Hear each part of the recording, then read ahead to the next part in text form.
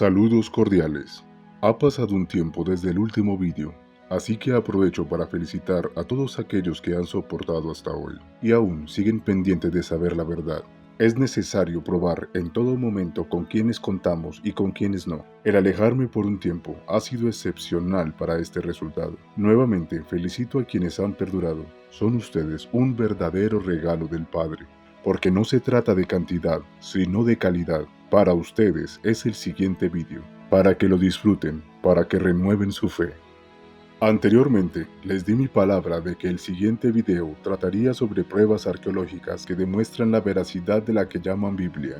Los descubrimientos arqueológicos son pruebas de sucesos pasados. Las escrituras no solo narran hechos históricos, sino también del presente y el futuro, porque el Padre habita entre los tiempos y entre el espacio entre los espacios. Por esto en breve verán cumplirse acontecimientos que están narrados en las Escrituras, aunque muchos acontecimientos escritos en el libro actualmente no forman parte del futuro, sino del presente.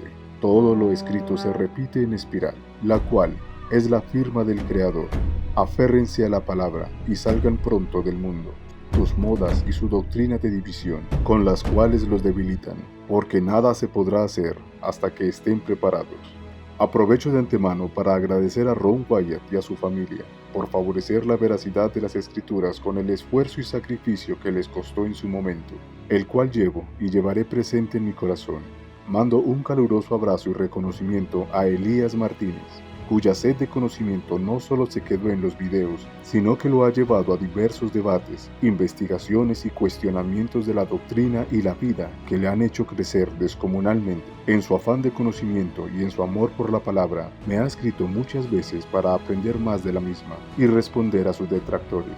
Tus esfuerzos y tus batallas no han pasado desapercibidas. De todas las personas inscritas al canal y de todos los que ven los videos, él es el único que se ha acercado a mí con sincero interés por el Padre. Agua del arroyo has bebido, y en el desierto pan no te ha faltado.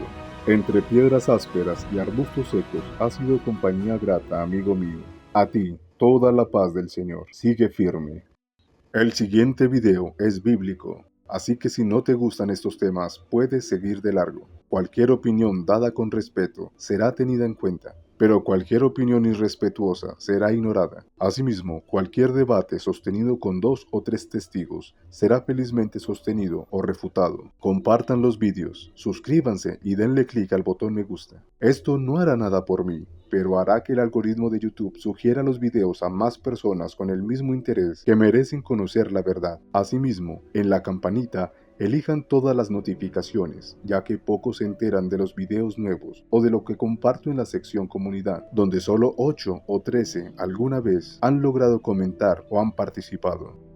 Bienvenidos. Al igual que en determinado momento del pasado, el presente se muestra como un reflejo de aquellos tiempos. La violencia, la hibridación, la falta de valores, la falta de respeto, el vivir sin reglas y la ausencia de justicia traerán en breve las aguas sobre la tierra, no para barrer el mal, sino para sacudir a los dormidos y probar después a los sobrevivientes.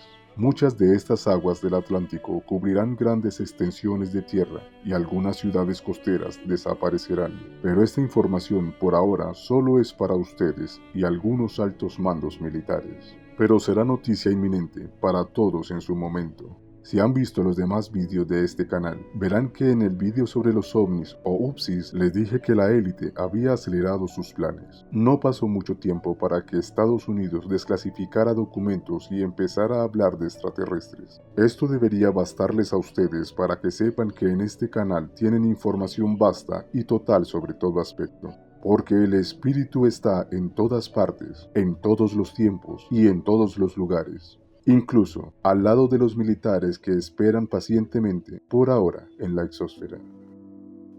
Pasemos al tema principal. Ron Eldon Wyatt fue un adventista del séptimo día que se encontró por casualidad con un descubrimiento que lo convirtió en un aficionado y apasionado arqueólogo bíblico. Así, encontró muchas pruebas de la fidelidad de la Biblia.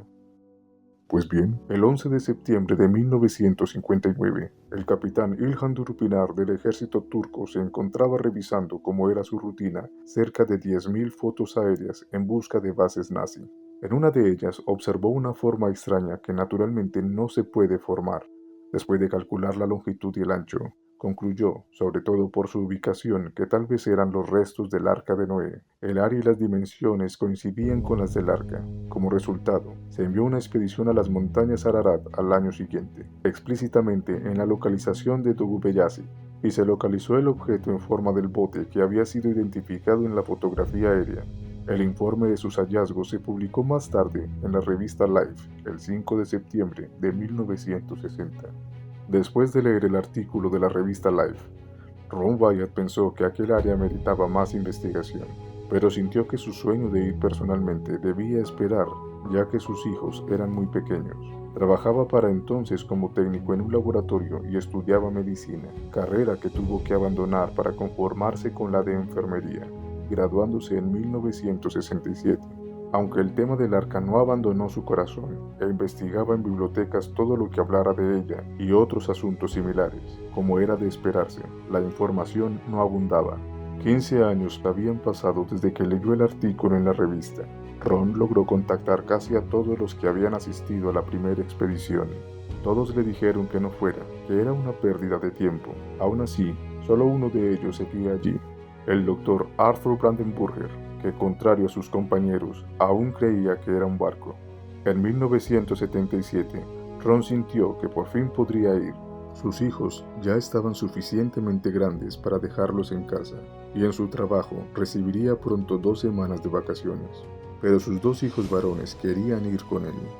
Ante la indecisión, Ron pidió en oración una señal, que si ellos debían ir, recibirían sus pasaportes antes de la fecha que tenía programada para el viaje, y que además deberían haber asientos disponibles para sus hijos. Al llamar, le fue dado aviso que no había disponibilidad de asientos y estaba a 1 semana de la fecha de partida, pero quedaron en darle aviso si se hacía posible.